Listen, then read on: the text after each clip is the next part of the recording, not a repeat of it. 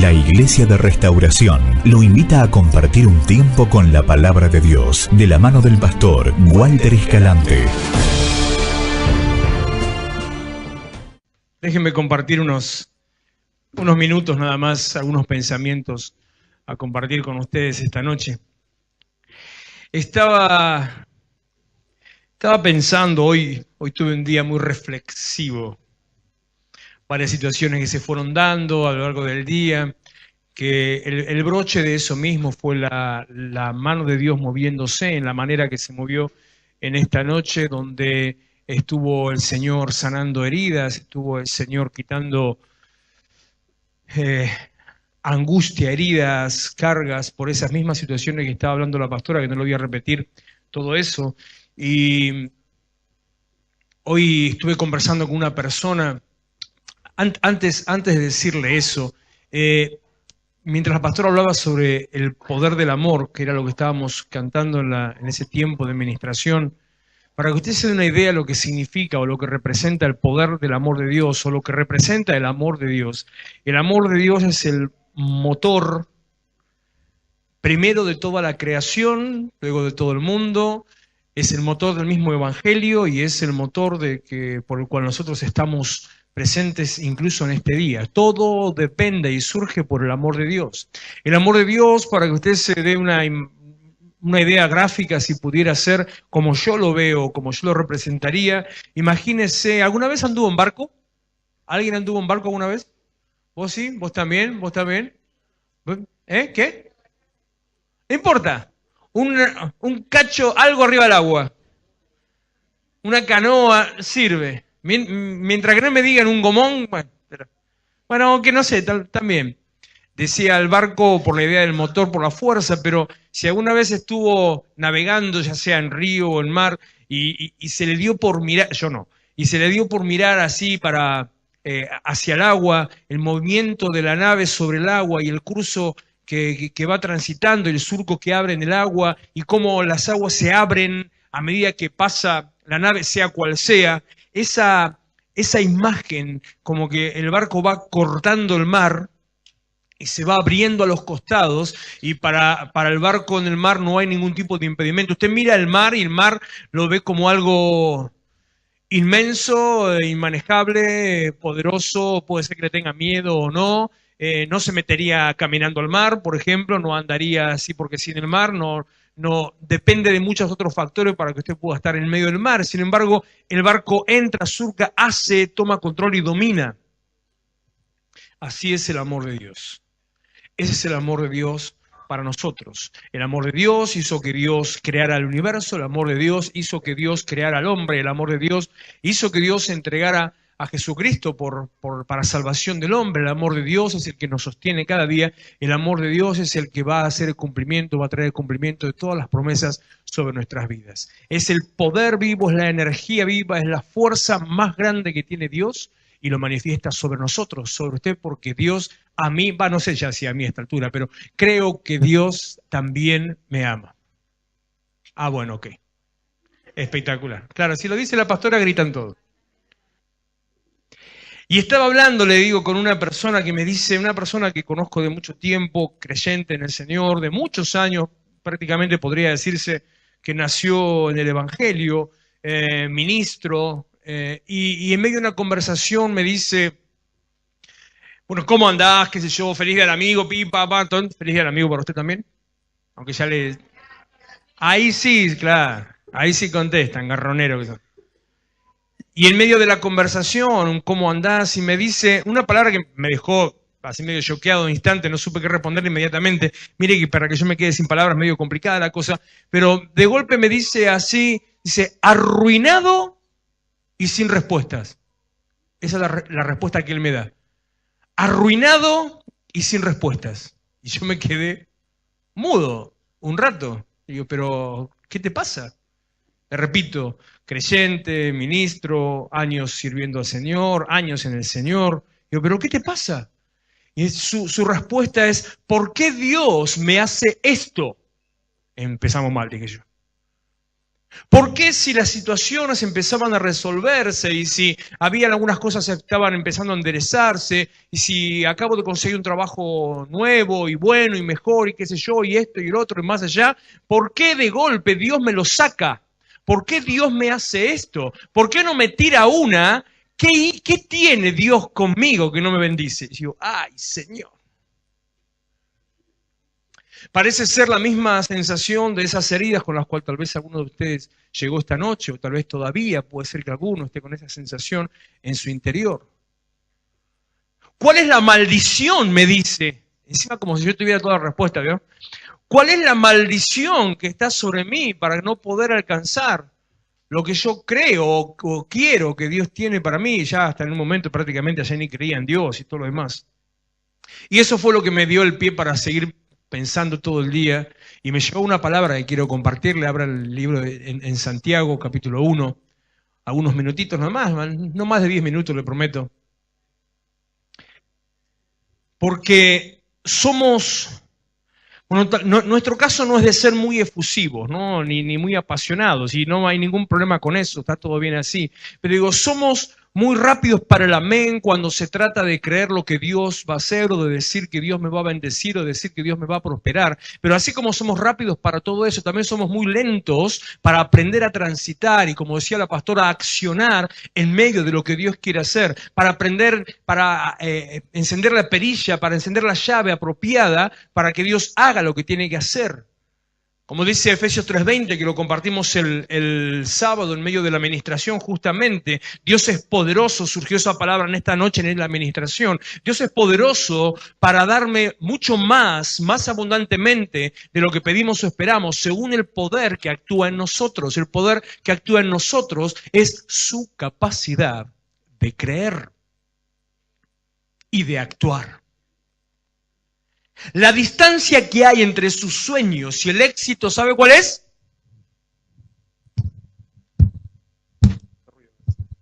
Muy ruidoso. La distancia entre sus sueños y el éxito.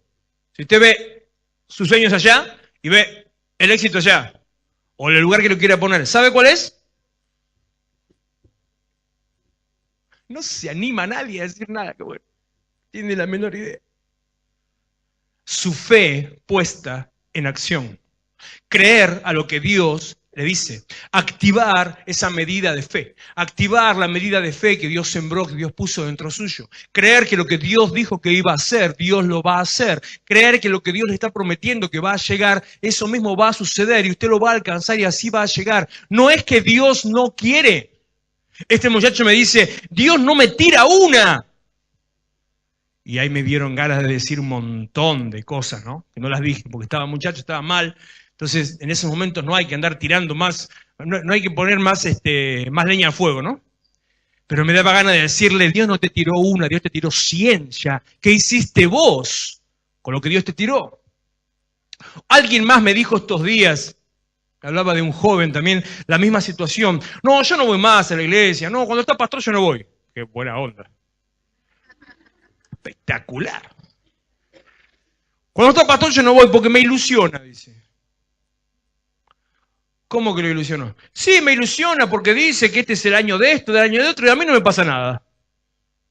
Entonces, menos mal que el que me lo estaba contando rápido, vivo, y una persona, un hombre de fe, le dijo, ¿y vos qué estás haciendo para que eso suceda?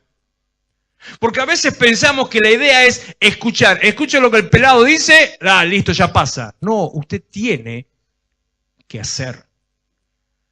Hace aproximadamente 3 semanas el foco está puesto precisamente en mi mano, en mi dirección. Hace 3 semanas que venimos hablando a lo largo de distintas palabras y el Señor está guiando. Créame que yo no lo busco a propósito, es así como el Señor guía, que depende de nuestra acción, depende de mi actitud, depende de mi decisión, depende de que yo haga, que yo crea, que yo active, que yo avance, que ponga en práctica lo que Dios puso en mí. Y entonces sí, todas las cosas van a suceder. Me había puesto medio mal ayer, creo, ayer o antes de ayer. Ayer. Me había puesto medio mal porque llegó la boleta de la luz de la iglesia. Y así como vio que le dije el fin de semana pasado o el sábado, que tanto que hablamos que no le tenga miedo al gas, ¿vio lo que pasó con el gas al final?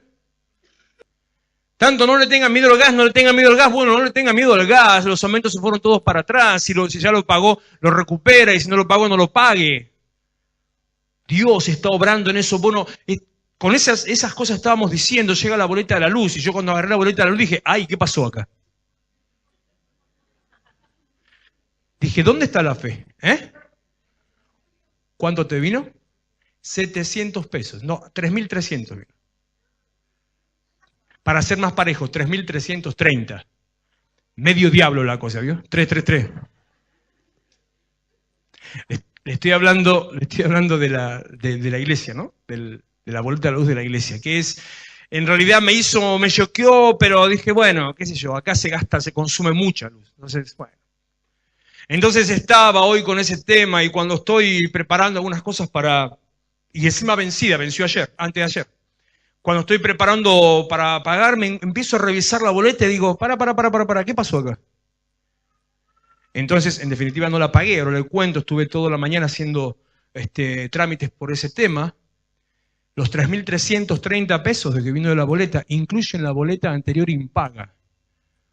Que ese es un tema al margen, no es que no la pagamos, sí la pagamos, por eso hay un problema en el medio donde no se acreditó, qué sé yo qué.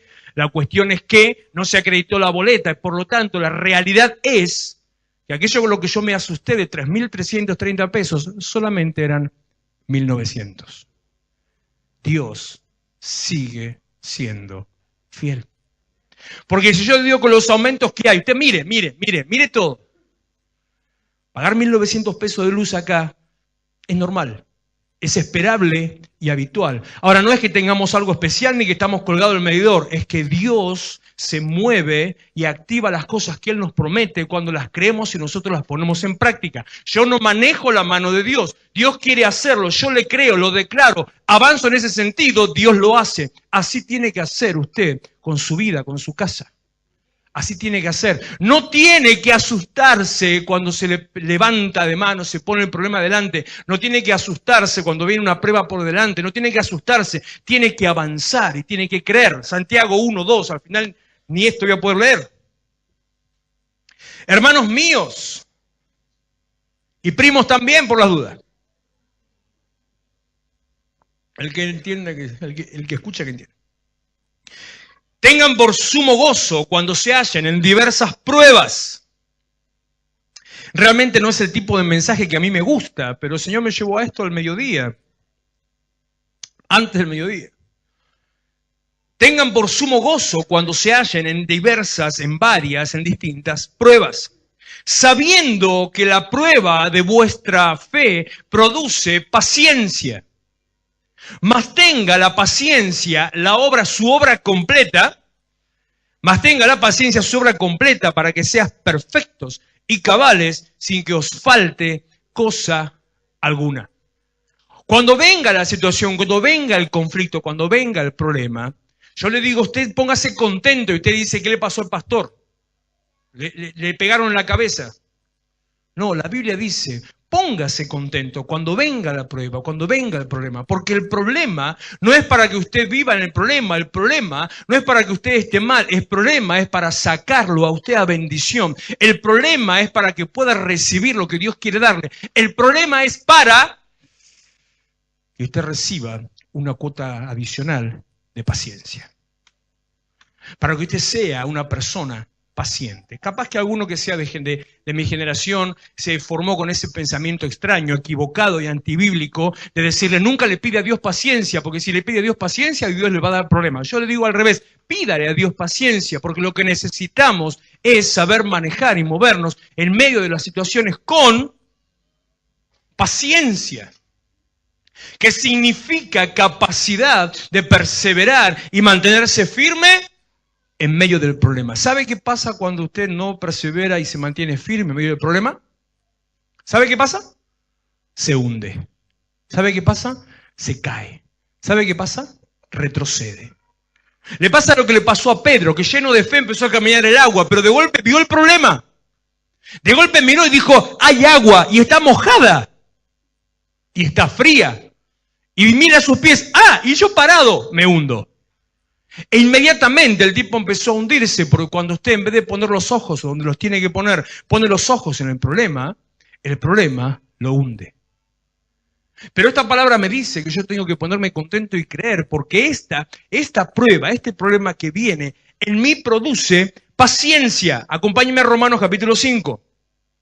Vamos y venimos. Romanos capítulo 5, versículo 1 al 5. Justificados pues por la fe, tenemos paz para con Dios por medio de nuestro Señor Jesucristo, por quien también, por Jesucristo, tenemos entrada por la fe a esta gracia, en la cual estamos firmes y nos gloriamos en la esperanza de la gloria de Dios. Y no solo esto, Pablo empieza a agregar ahí, empieza a decir algo más. No solo esto, no solamente nos gloriamos, o sea, me pongo feliz y contento en la esperanza de la gloria de Dios y lo que Dios va a hacer conmigo, versículo 3. Y no solo esto, sino que también nos gloriamos en las tribulaciones. Sabiendo, Pablo y Santiago me parece que iban al mismo club, estaban medio locos los dos. Sabiendo que la tribulación produce paciencia. La tribulación produce paciencia. Pero Santiago decía, si usted recuerda lo que estábamos leyendo recién, el versículo 1, el capítulo 1, versículo 3. ¿Dónde está Santiago? Acá, me había ido. Sabiendo que la prueba de vuestra fe produce, ¿qué cosa? Entonces, ¿qué es lo que produce paciencia? ¿La prueba de vuestra fe o la tribulación? No, la fe no. ¿La tribulación o la prueba de la fe? Pónganse de acuerdo. Santiago se tomó un tinto y Pablo un blanco. Entonces, dice Santiago, la prueba de vuestra fe, cuando tu fe es probada cuando estás pasando por una situación donde crees que no te alcanza para pagar la boleta de la luz, tu fe es probada, entonces eso produce en vos paciencia. ¿Por qué produce paciencia? Porque te lleva a Dios a esperar creyendo. Pero dice Pablo que lo que produce paciencia no es la prueba de la fe, sino que lo que produce paciencia es la tribulación. O sea, el problema, ¿sabe una cosa? Tribulación y prueba de fe es lo mismo. Esto sería un cálculo matemático, ¿no? Pero es lo mismo. O sea, lo digo al revés. La prueba de la fe es una tribulación. ¿Sabe qué significa tribulación? Presión. Literalmente, la palabra griega que se usa ahí, tribulación, significa presión. ¿Usted se ha sentido presionado? Pues está atribulado. La prueba de su fe es la presión. Cuando usted está bajo presión, cuando usted está temeroso por las cuentas, usted está temeroso por el conflicto en su trabajo, usted tiene conflicto en su casa, usted se siente y quiere salir disparado, usted quisiera estar en otro mundo, usted quisiera estar en una playa, quisiera estar manejando por la ruta, quisiera estar bajo la tierra, quisiera estar bajo la cama. Son todas cosas que la gente dice. Cuando usted quiere estar en esa situación diciendo ¡basta! Lo que está sucediendo es que su fe está siendo probada. Lo que está sucediendo es que en usted se está formando paciencia. Lo que está sucediendo es que Dios lo va a sacar a victoria. Pero por eso dice, vuelvo a Santiago y ya voy terminando porque no lo quiero tener más tiempo. Aunque le digo, está mucho más lindo acá que afuera. Así que nos podríamos quedar una hora más. Vale. Santiago verso 3, del mismo que acabo de leer. Sabiendo que la prueba de vuestra fe produce paciencia, mas tenga la paciencia su obra completa para que seas perfectos y cabales, sin que te falte cosa alguna. Cuando usted está en medio de la prueba de la fe, cuando usted está sintiéndose oprimido, cuando usted está atribulado, cuando está pasando por una prueba, una palabra muy evangélica, por eso le quiero sacar un poquito ese mote para que entienda. Prueba significa problema, significa presión. Cuando usted está en medio de esa presión, eso usted lo está llevando a la paciencia, que debe tener su obra completa, o sea, que haga lo que tiene que hacer. Y una vez hecho lo que tiene que hacer, que a usted no le falte nada. ¿Quiere que no le falte nada? ¿Ve cómo ahí contestan? ¿Quiere tener todas las cosas? ¿Quiere sentirse realizado? ¿Quiere al final no haber hecho las cosas en vano? ¿Quiere pasar la prueba con fruto, que eso le dé fruto en su vida? Para eso es necesario que la prueba tenga, que la paciencia tenga su obra completa. O sea, que la paciencia haga sobre su vida, en usted, lo que la paciencia quiere hacer. ¿Qué es lo que la paciencia quiere hacer? La paciencia tiene un antes, un durante y un después. La señora paciencia, vamos a llamar a la señora. La señora paciencia tiene una historia antes, una historia durante y una historia después. La historia antes de la paciencia, lo que genera la paciencia, es el problema. La historia durante de la paciencia es la fe. La historia al final de la paciencia es su perseverancia. Porque esa es la obra completa. Tal vez usted piense, bueno, la obra de la paciencia es que yo alcance lo que estoy buscando. No.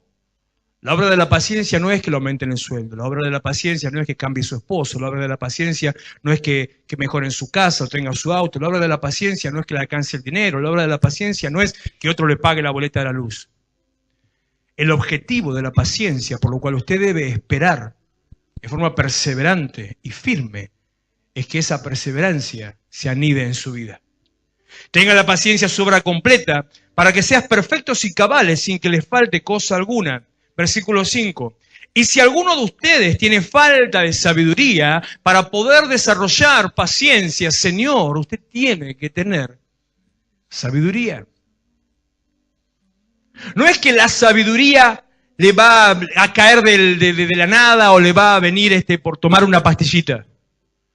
La sabiduría dice, versículo 6, pídala a Dios. La paciencia no forma sabiduría. La sabiduría forma paciencia.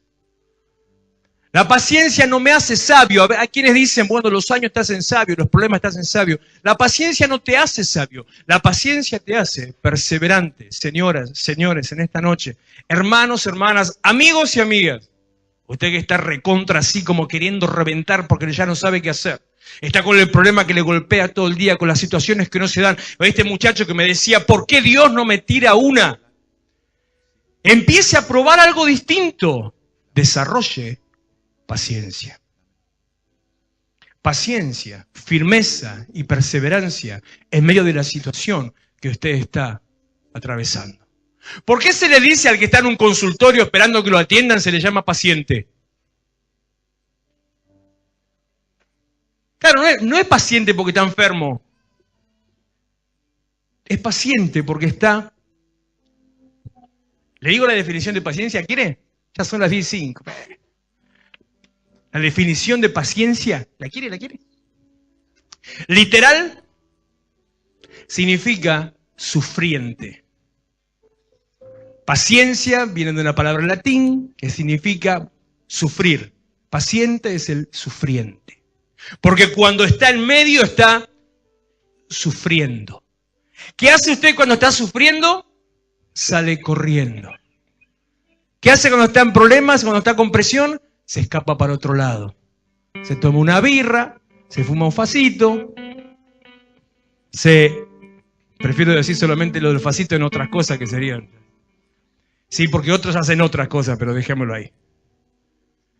Y se va a estar tranquilo. ¿Sabe qué logró con su vida? La paciencia no tuvo su obra completa. ¿Sabe qué va a suceder? Otra vez, la tribulación, la presión va a volver a su vida. Otra vez, su fe debe ser probada. Porque dice el autor de Hebreos, capítulo 1, versículo 6, que es necesario que nuestra fe, que es mucho más valiosa que el oro. ¿Sabe por qué la fe es más valiosa que el oro? Porque así como lo que mueve el mundo de parte de Dios es el amor, y todo depende del amor de Dios desde la creación hasta el día de hoy, todo está movido por el amor de Dios, de parte de Dios. El motor del Evangelio es el amor de parte de Dios. El motor del Evangelio de parte nuestra, de parte tuya, es la fe. Lo más valioso para Dios en relación al hombre es su amor. Lo más valioso para el hombre en relación a Dios es su fe. Lo más valioso que usted tiene es la capacidad de creer. ¿Y sabe dónde la sacó? ¿Sabe quién se la dio? Dios. Romanos 12:3 dice, conforme a la medida de fe que recibió cada uno. Así que Por eso decía también al principio de la reunión, que por eso adoramos a Dios, porque todo viene de su mano. Hasta lo que le damos a Él, y hasta la manera en que nos acercamos a Él, hasta las herramientas para acercarnos a Él, todas vienen de Él. Por eso Él es digno de gloria, por eso no hay otro como Él, por eso Él se merece adoración. Pero para que la paciencia tenga su obra completa, usted tiene que permanecer. Un cachito más, ¿me da un cachito más? ¿Me deja un cachito más? Así dijo uno el lunes que predicó 2 horas y media. A las 2 horas dijo, ¿me dan un cachito más? Y yo dije, que nadie diga nada. Y saltó uno por ahí y dijo, sí. Siguió media hora más. Bueno, yo no. Pero cachito nomás. Cachito ya nos vamos. Otra vez Romanos 5. Verso 3.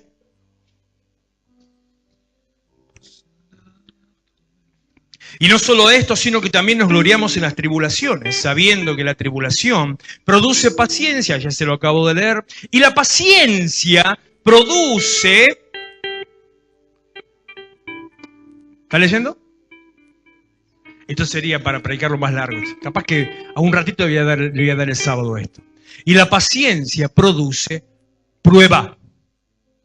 Pero como no era que la prueba es la presión, no. La prueba de fe es igual a la presión, que es lo que le produce la paciencia. Pero una vez que usted empezó a andar en esa paciencia, una vez que usted empezó a ser fortalecido, a permanecer perseverante en la posición que está viviendo, entonces ahí viene la prueba. ¿Qué es la prueba? La famosa prueba. La famosa prueba es que se te mueva el piso cuando estás creyendo. Es el punto en el que todos fallamos. Es el punto en que este muchacho me dice, Dios no me tira una. Es el punto en que me dice, ¿qué maldición está sobre mí? Es el punto en que usted deja de venir a la iglesia porque no encuentra la solución. Es el punto en que usted no siembra más, no diezma más, no ofrenda más, porque ¿para qué de qué sirve? Es el punto que me dice, como le conté el sábado, mi marido no cambia, así que no vengo más. No, lo conté el domingo, no el sábado. Así que no vengo más. Es el momento donde tal vez, al día siguiente llegaba la bendición, llegaba la promesa. Me contó, un joven me contó el domingo, creo, no, el martes, ayer me contó un testimonio. Estaba sin plata, no tenía carga en la SUBE, tenía que ir, no sé si era a trabajar, no tenía a quien pedir, no tenía nada. Le digo, no sé, Señor, no sé qué vas a hacer, pero algo, Señor, tenés que hacer. De golpe se pone otra ropa, encuentra una tarjeta vieja y se tiró el lance. Y tenía 200 pesos de carga. Desgraciado sinvergüenza. 200 pesos de carga en una tarjeta tirada. Que hacía, dice, por lo menos un año que no la usaba. Y capaz que un ratito antes se hubiera revoleado todo y no iba a trabajar o no iba a la facultad o no sé dónde era que tenía que ir. Y sin embargo, Dios, cuando usted permanece, cuando usted está en el lugar, cuando, como decíamos hace un par de meses, no sé por qué la miré a Karina y me acordé inmediatamente, Romanos capítulo 4, que dice, llamad las cosas que no son como si fueran. Te vi ahí en el versículo arriba de tu cabeza estaba, mira. Llamad las cosas que no son como si fueran. No importa lo que tus ojos te muestren, no importa lo que la realidad te muestre, importa lo que Dios dice. Termino leyendo y ya nos vamos, y perdónme por este retraso. Sabiendo que la tribulación produce paciencia y la paciencia prueba, y la prueba esperanza. Y la esperanza no avergüenza, porque el amor de Dios ha sido derramado en nuestros corazones por el Espíritu Santo que nos fue dado. A ver si voy a terminar con este versículo que es más lindo.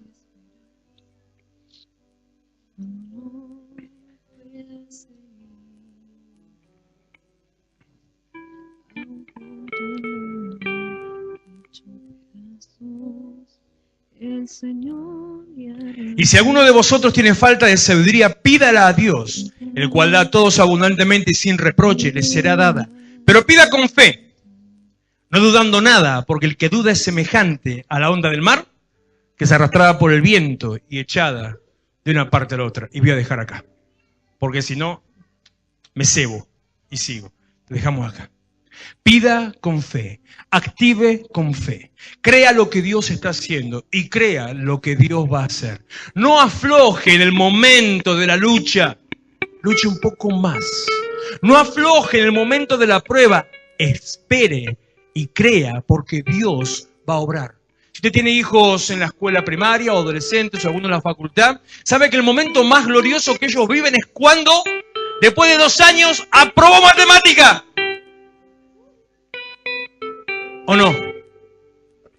Cuando pasó lo que era difícil, el examen que no salía, cuando fue promocionado, cuando dio la materia que le tenía loco, cuando ya lo tenía de punto al profe y sin embargo aprueba. Y cuando después da de taquito da otra y otra y otra, los ve horas encerrados, los ve con libros hasta por acá y que ya no tienen ganas de nada, pero siguen luchando y de golpe aprueba, pasan la prueba. Pero se termina cuando pasa la prueba. ¿Qué pasa después que pasa la prueba? No, espere. No sea tan ansioso. Cuando pasó la prueba, ¿qué pasa? No. ¿Por qué? Se relaja porque se quitó ese problema y promocionó a un nivel distinto. Ya no está en la misma situación, está en el año siguiente, en la materia siguiente, en el nivel superior. Ya no está en jardín de infantes, llega a la facultad. Viejo, la prueba que Dios le está haciendo pasar es para que usted entre a alcanzar bendición. Salmo 66, no hablo más y Él nos sacó abundancia. Póngase en pie, por favor. Levante sus manos.